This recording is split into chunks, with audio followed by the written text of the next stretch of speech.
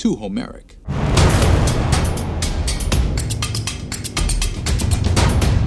On this episode, we're going to talk about what is dark mythology. What do I mean when I say dark mythology? Tales of the crypt, a series of unfortunate events. Of course, I'm talking about the dark side of humanity, the dark stories that have been told throughout time, the creatures of the night. Let's get into it.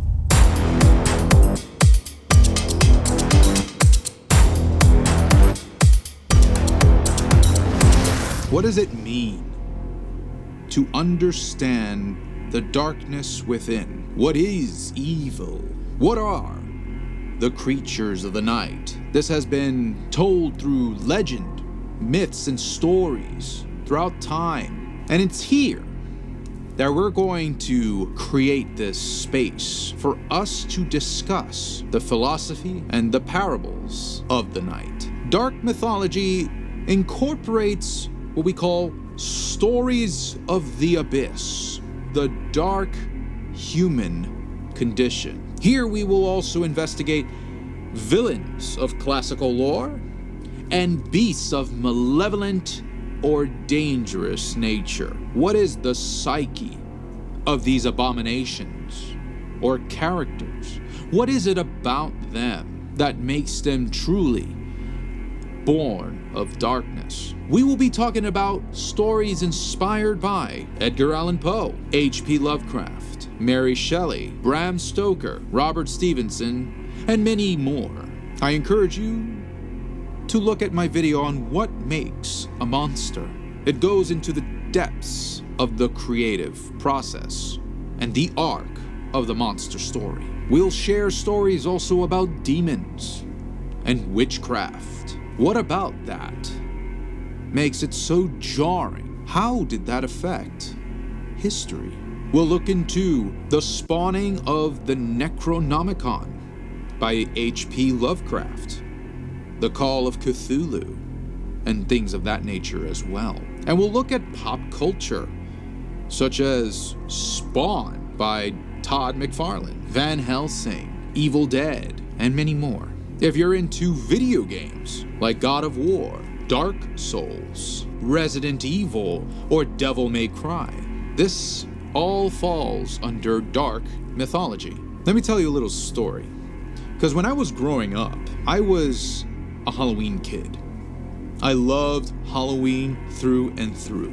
My mother and my aunt were the ones who really implanted that in our family. So much so that every Halloween, we would carve pumpkins and we would bring them to life. We treated Halloween like Christmas.